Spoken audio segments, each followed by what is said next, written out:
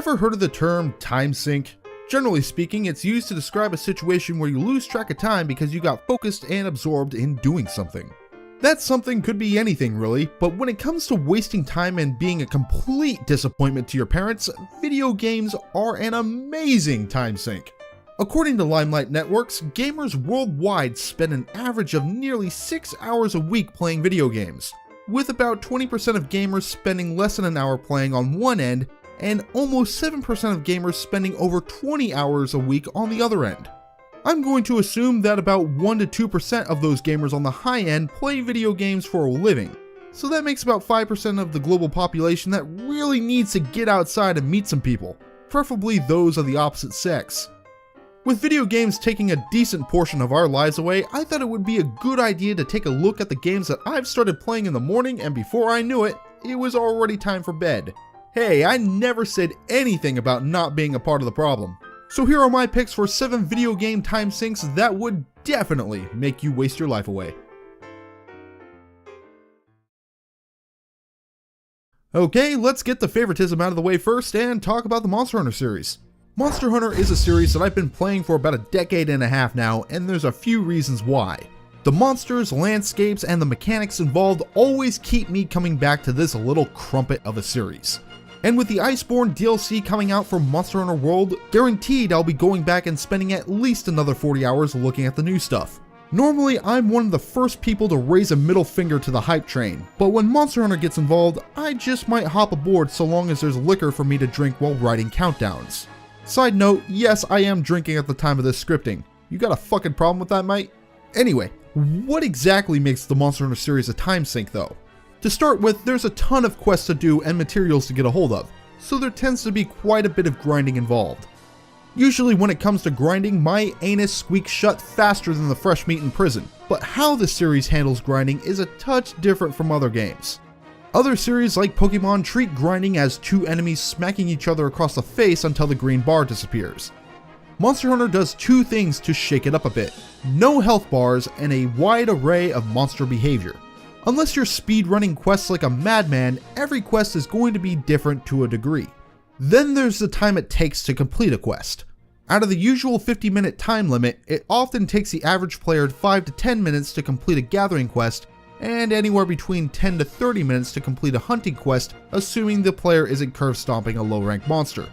With dozens of quests to complete, these minutes will stack up, and fast. But the most infamous thing about the series is also something that will cause you to kill a ton of time: drop rates. Let's say you needed materials from a Rathian to get a complete armor set. Not only do you need to hunt a Rathian multiple times to get the appropriate amount of materials for that armor set, but those materials are based on a percentage drop rate. So a Rathian shell might be a 20% drop rate and a Rathian scale might be a 30% drop rate.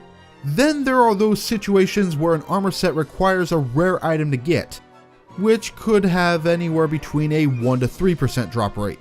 In other words, a lot of fucking luck is involved. If you didn't get what you needed the first time around, then guess what?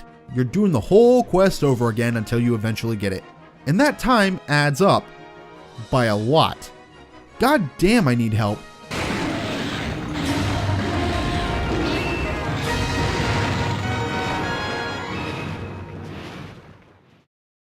If you had to take a guess, what is the first game that comes to mind when the phrase "collect every animal in sight" comes to mind?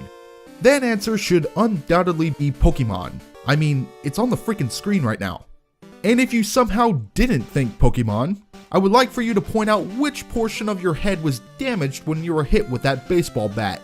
Pokemon as a series is masterful at wasting your time with just 2 simple objectives: beat the story and fill out whatever Pokedex you have. Sounds easy, right? In the first 3 generations that might have been easy, but now there's over 800 of the little bastards, and that's not counting the new generation that's coming out. This one task will take up an inordinate amount of time to complete for a regular player. Let's take a moment and look at the steps involved, assuming that the normal player does not have internet access for some unholy reason. Step 1. Taking the time to catch every base level Pokemon on every route in the game. Step 2. Getting those Pokemon to the right level to evolve.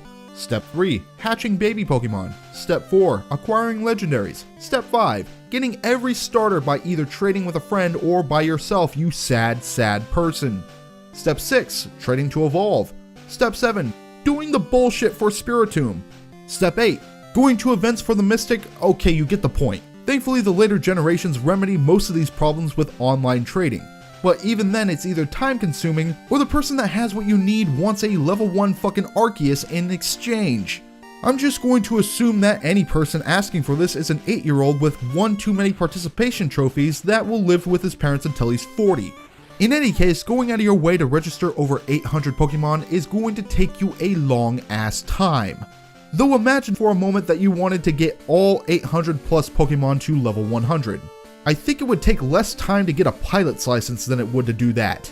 I mean, who the hell out there hates himself that much and has that kind of free time to pull off such an endeavor? Huh. I think I found a new Pokemon challenge video for Picaspri. Most of the games featured today don't have what we would call a definite ending. But this next game doesn't only take a long time to finish doing the main story, but the number of side quests and just how long it takes to do everything can easily take away days from your life to a degree where family members may file a missing persons report. The next game on this list is, of course, Skyrim. Where do I even start with the amount of time you can waste in this game? There's always a little something extra you can do if you put your mind to it. If side quests are your thing, maybe you want to join the Dark Brotherhood so you can bend the enemy AI over a table and plow them from behind with your sneak skill. Or perhaps you want to build a house in the wilderness to hide all your miscellaneous crap in between adventuring. Or have you considered killing yourself in the game in various ways? Or, and I think we've all done this at some point, go full on Undertale and kill everything in sight. Preferably all those damn guards talking about taking an arrow to the knee. The side quests though are by far what takes up most of the game. There's a ton of them, and they all serve a purpose in helping your character along, even if it's just by leveling up. If the side quests don't provide much of an incentive to you, then perhaps the need for some shiny shit will. As your character levels up, you will begin to get access to stronger weapons and armor so that you may fight the progressively stronger enemies. This is a game that will keep rewarding you the more you put into it, and there's plenty rewards that the game has to offer. I'm now beginning to see parallels between Skyrim and your local crack dealer. It's not just the stuff you can do that will pass the time either. Skyrim is one of those immersive games that you can spend hours on just by going from one place to another. Here's a fun challenge for you. Start from Windhelm and run along the path to Solitude without fast traveling anywhere. Between the calm atmosphere, the beautiful scenery, and being jumped by all kinds of wildlife and thugs, you'll find out just how quickly time flies when you play this gem of a game.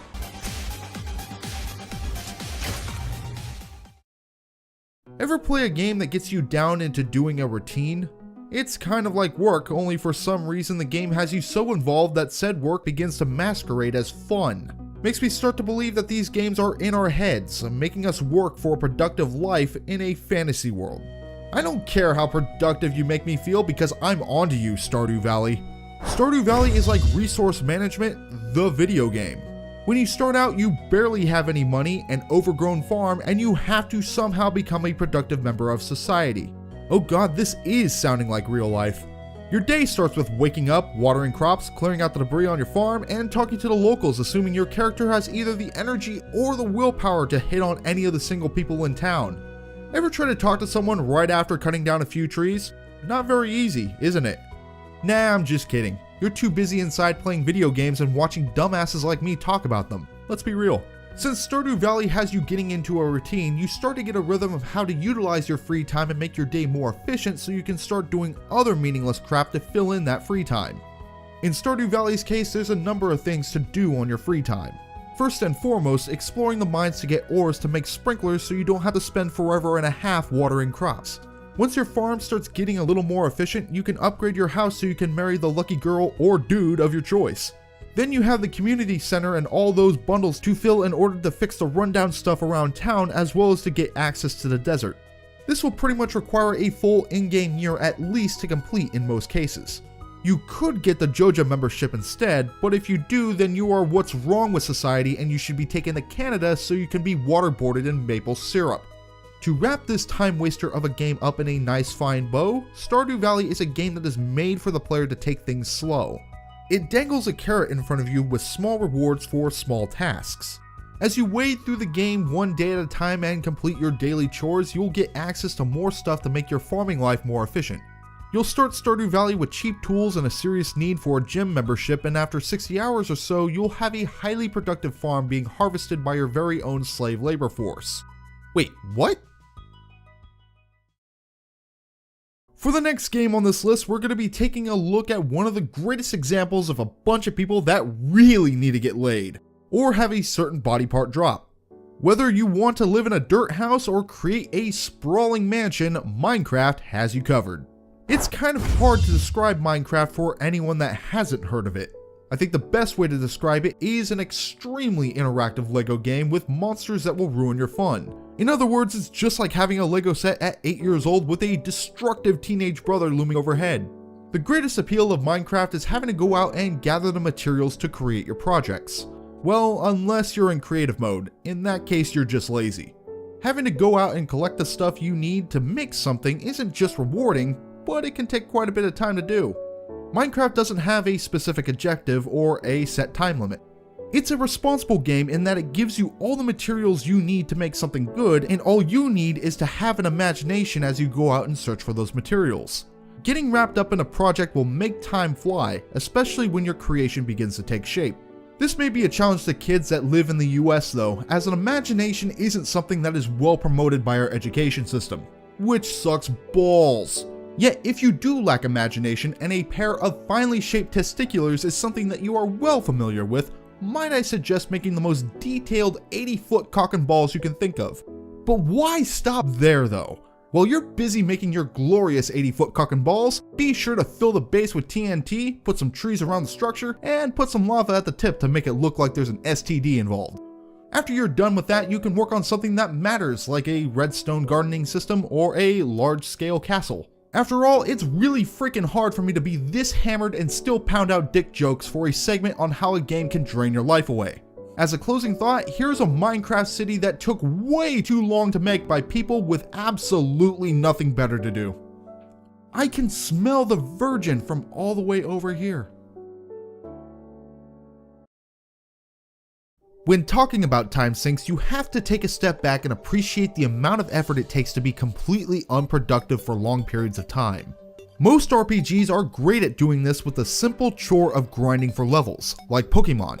There are others out there though that will have you obsessively doing certain tasks to either progress through the game or collect copious amounts of shit to make something. Like an 80-foot cock and balls, for instance. Obviously, the first game that would come to mind is Minecraft, but there's a very Minecraft-esque game out there that does something similar, but for a different goal. To the uneducated nerd out there, Terraria sounds like a 2D version of Minecraft with lesser graphics. To this I say, play the game before you bitch about it. You'd be surprised to learn how good a game really is if you took the time to actually play it. And I am in fact saying this from experience. Here's a fun fact for you. When I bought Stardew Valley, I had mistook it for Starbound, the spiritual successor to Terraria. When I realized my error, I put Stardew Valley aside for weeks and played Arcania instead. A shit game with shittier physics. The moral of this story is to give games a shot to be good so you can waste days of your precious life playing them. Terraria is one such game. It's also worth pointing out that Terraria is both similar and very different to Minecraft. They have similar elements, but the focus is on different stuff. Minecraft focuses on adventure to help create, while Terraria creates to help with adventuring, until your character presumably takes an arrow to the knee. You might think that I'm blowing smoke and these games are still the same. If that's the case, you've just earned yourself a math problem, you smartass. Think of Minecraft's gameplay formula as the problem -9 minus 1, and Terraria's formula as 1 minus -9. One answer comes out to -10 and the other comes out to +10. When you reverse the core topic of a game, you can get something drastically different and not even realize it. So what exactly are you wasting your time with when you play Terraria? To sum it all up, you're killing every fucking thing in sight while kidnapping a bunch of random people to sell you shit. Oh, and to heal too, gotta have that healing. There's also some fishing involved, but even I don't hate myself enough to do that bullshit of a side quest. Terraria is all about adventuring and killing bosses. The more stuff you find from digging or from chests, the easier it is to fight said bosses. And you'll spend a lot of time working to kill these bad boys. That's boys with an I, by the way. There you go. Perfection. If it's not the time it takes to find the absurd amount of ore for weapons and armor, then it's probably setting up a method to fight the boss, usually with some sort of sky bridge stretching across your world. You'll go from heaven to hell fighting bosses, collecting their shit, and then killing the next boss until you take on the Moon Lord or that bastard Duke Fishron. If you thought that was the end of it though, I've got some news for you. The night before scripting this section, I was getting some feedback from Fawful's minion over the phone. While we both agreed that the angler can go fuck himself, he mentioned the Calamity mod for Terraria and how he's been obsessed with it. This mod adds a ton of stuff to the game, including more bosses and mini-bosses. Yeah, this game will take you a while to finish.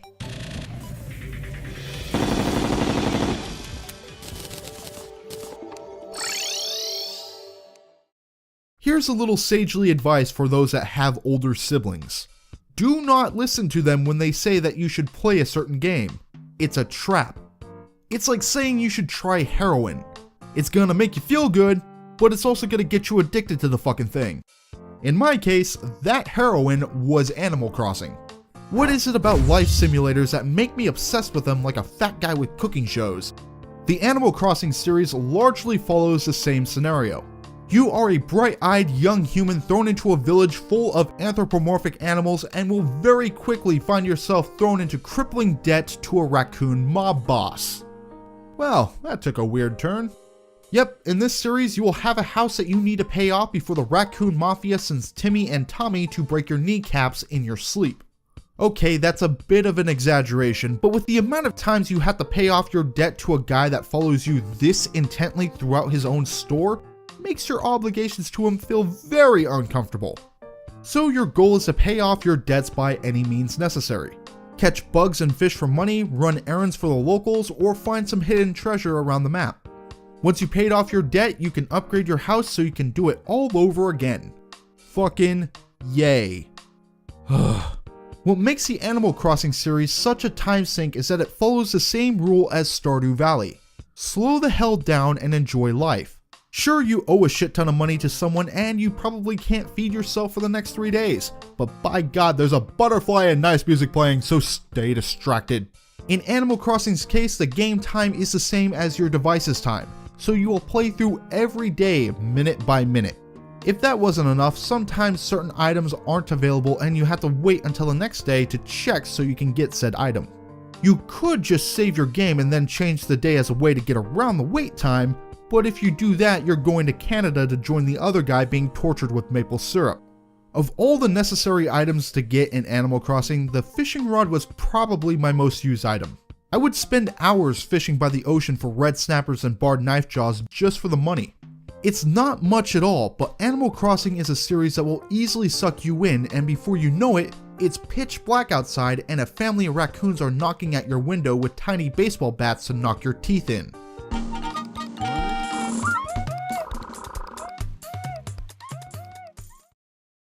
So that was my pick for 7 video game time sinks.